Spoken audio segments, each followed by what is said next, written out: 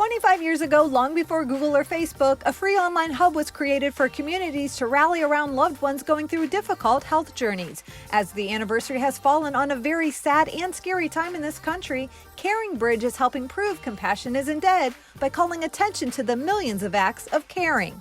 As the #1 social caring platform in the world, we've spent those last 25 years helping people activate a community by building bridges of not only communication, but also care. And we know that that supports people through health journeys of any different kind. And that is why we're encouraging people to really share and realize and recognize the power of small to large acts of caring, because we've seen it over the last 25 years at CaringBridge. You can view the nearly 2,000 messages of love, hope, and compassion posted every single hour and share your own. We all need to be reminded that acts of caring, small or large, are undeniably powerful. Something as simple as smiling at a stranger, small act of caring.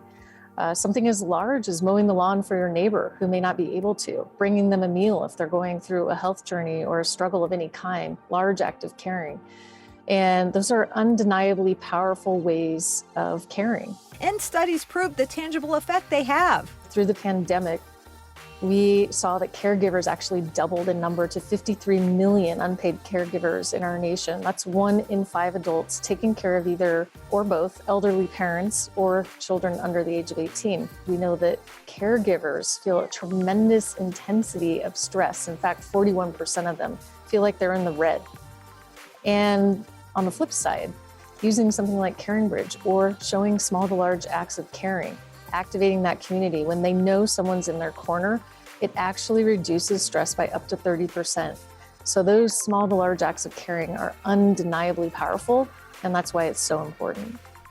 Visit worldcaringday.org to join in on the Acts of Caring movement and caringbridge.org for more info on creating a free site.